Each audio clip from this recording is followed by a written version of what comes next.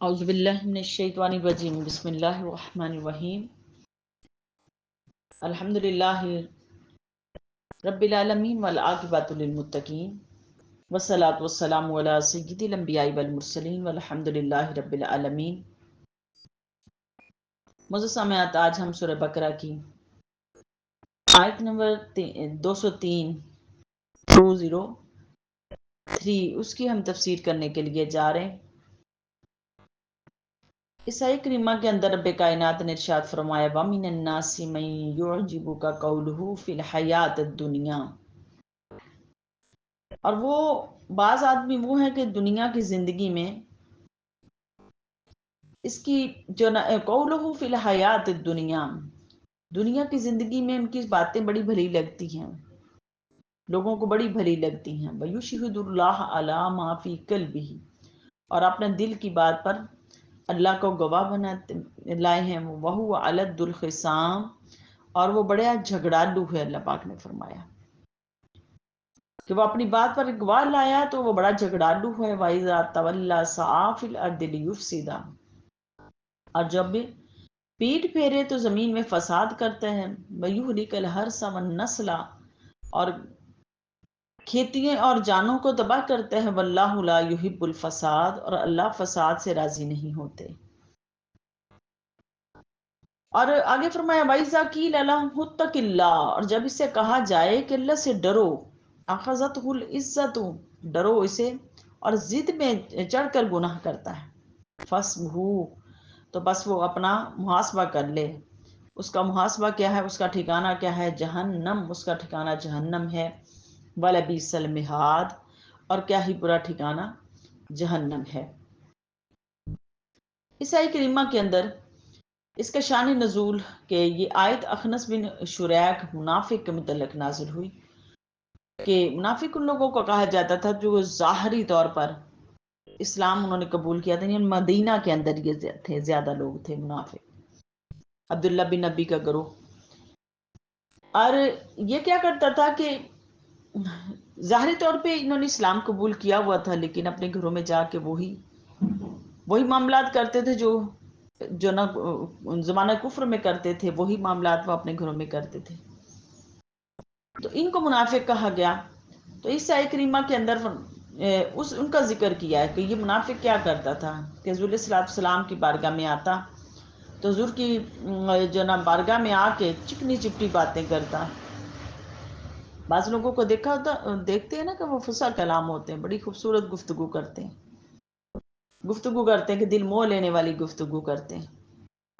تو اس کا بھی حال یہ تھا کہ یہ بڑی جو نا چاپلوسیاں کرتا، چکنی چپٹی باتیں کر کے حضور کو اپنی طرف کرتا، اور حضور کی محبت کا دم بھرتا، اور گناہ غائبانہ مسلمانوں میں فساد پھیلاتا،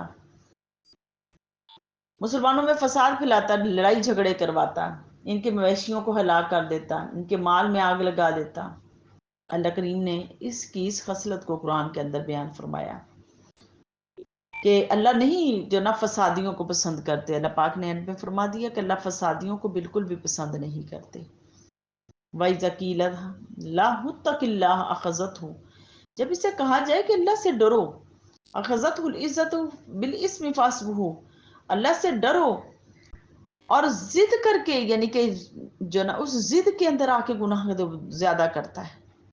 وَلَبِئْسَ الْمِہَادُ، اور کیا ہی برا ٹھکانہ ہے جو اس نے بنا لیا، کیا ہی برا ٹھکانہ اپنا آخرت میں بنا لیا، اور برا ٹھکانہ اس کا کیا ہے؟ جہنم، اس کا برا ٹھکانہ ہے۔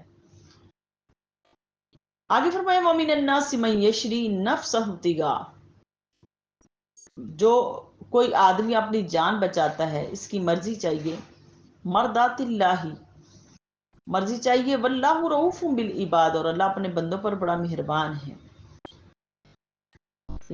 اور اس آیت کا شان نزول یہ ہے کہ سیدنا عبداللہ بن سلام نہیں، یہ آیت اس کا شان نزول، یہ عبداللہ بن سلام والا تو نیچے ہے، اس کا جو شان نزول ہے یہ آیت حضرت صہیب ابن سنان رومی رحمۃ اللہ علیہ کے حق میں نازل ہوئی کہ مکہ مکرمہ سے ہجرت کرتے ہوئے راستے میں ہجرت کر کے مدینہ آنا چاہ رہے تھے رسول صلی اللہ علیہ وسلم کی بارگاہ میں، تو راستے میں مشرکین مکہ نے ان کو گھیر لیا، اور گھیر کے ان کو مدینہ آنے نہیں دے رہے تھے. انہوں نے اپنا سارا مال جو مکہ کے اندر تھا وہ سارا کا سارا ان کو دے دیا. کہا تم میرا مال رکھ لو اور مجھے جانے دو، مجھے جانے دو. تو اللہ کریم کو یہ ادا اتنی پسند آئی کہ اللہ پاک نے فرمایا کہ وہ اس نے اللہ کی رضا کے لیے ایسا کیا. واللہ رؤوف بالعباد، تو اللہ اپنے بندوں پر بڑے مہربان ہیں، بڑے مہربان ہیں. اگر اس نے یہ عمل کیا تو اللہ بھی مہربانی فرمائیں گے. تو ایسا ہی ہوا کہ جنہوں نے ہجرت کی حضور علیہ الصلوۃ والسلام کے ساتھ اور حضور کی بارگاہ میں رہے، معیت میں رہے، فی الوقت وہ غریب ضرور ہوئے، اس وقت غریب ضرور ہوئے، ان کے پاس مال نہیں تھا اتنا ان کے پاس، لیکن بعد میں اللہ کریم نے ان کو اتنا امیر کر دیا، اتنا مالدار کر دیا کہ ان کے پاس بہت بہت ساری اراضیاں بھی تھیں، بہت بہت سونا چاندی بھی تھا، بہت سارا مال بھی تھا. تو پھر مکہ والے دیکھ کے ان کو حسرتیں کرتے تھے، کہتے تھے کاش ہم بھی ہجرت کر کے چلے جاتے، لیکن وہ ہجرت کر کے نہیں گئی. یہ قرآن سے قرآن کی تفسیر ہے. اور پیچھے جو پچھلی آیت کا جو شان نزول میں نے آپ کو سامنے رکھا کہ اس کے اندر جو فساد کرتا ہے زمین میں، چکنی چپٹی باتیں کر کے فساد کرتا ہے، فساد کرتا ہے یعنی کہ لگائیاں بچھائیاں کرتا ہے اور فساد کا معاملہ کرتا ہے، تو اللہ پاک نے فرمایا وہ اپنا ٹھکانہ جہنم میں بنا لے.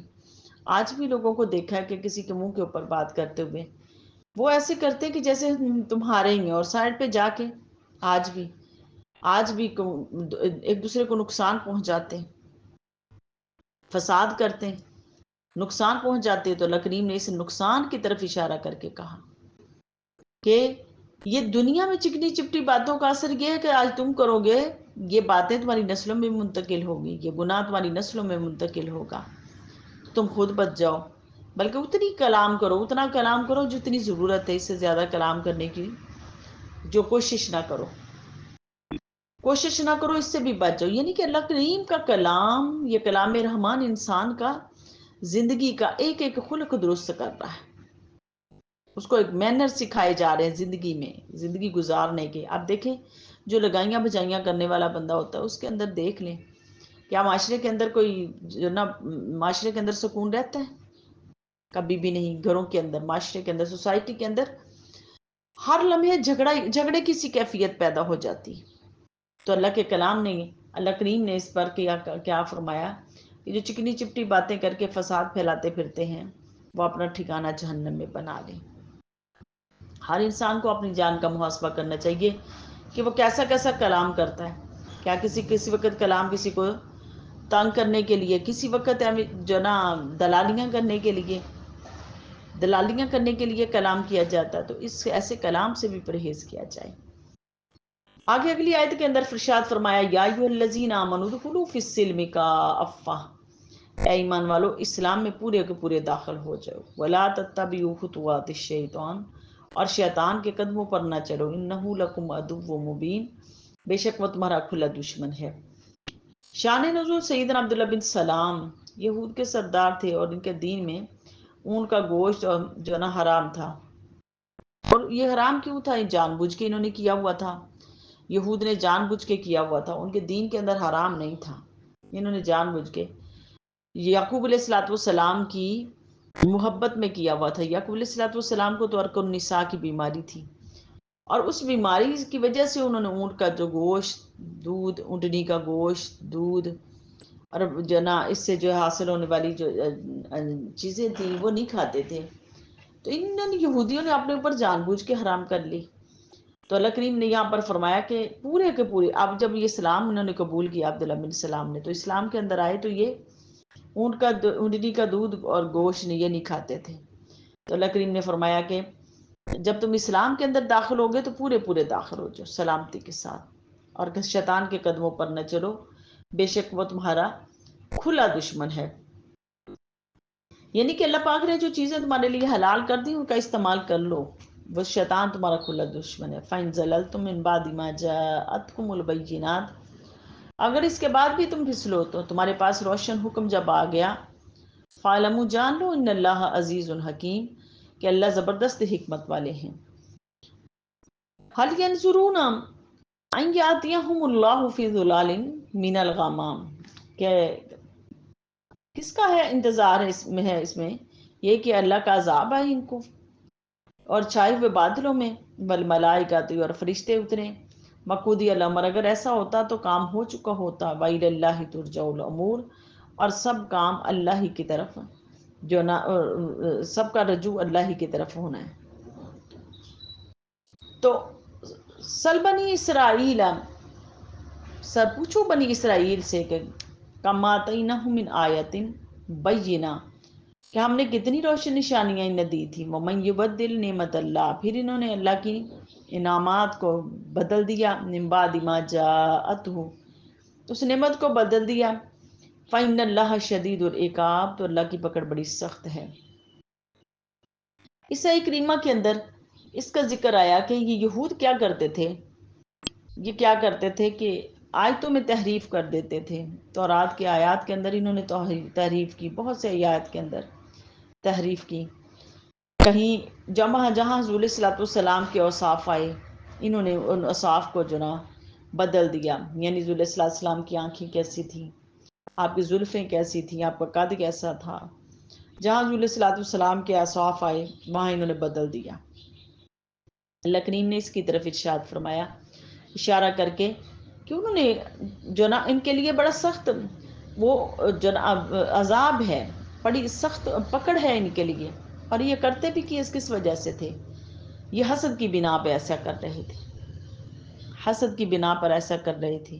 تو ارشاد فرمایا جو حسد کی بنا پہ ایسا کرے گا اللہ کریم ان کے سارے معاملات کو دیکھ رہے ہیں، کیونکہ پہلے انبیاء جتنے بھی ہیں سارے بنو اسماعیل میں سے بنی اسرائیل میں سے آئے، اور حضور علیہ الصلوۃ والسلام بنی اسماعیل میں سے آئے، اور ان کو یہی تھا کہ نبی آخر الزمان بھی بنی اسرائیل سے ہی آئیں گے۔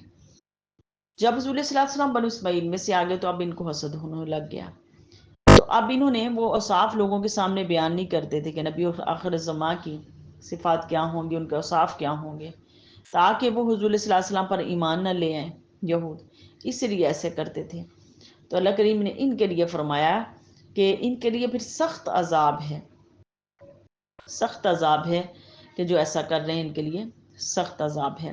تو اللہ کریم کی بارگاہ اقدس میں میری التجا ہے کہ اللہ اس قرآن مجید کی باریکیوں کو ہمارے اوپر واضح فرما، اور حضور علیہ الصلوۃ والسلام کی جو نا محبت عطا فرما، حضور علیہ السلام کی معیت میں جو نا آخرت میں ہمیں رکھنا، اور دنیا میں بھی اللہ حضور کی محبت میں اٹھانا، اپنے محبوب کی محبت عطا فرمانا۔ وما علینا الا البلاغ۔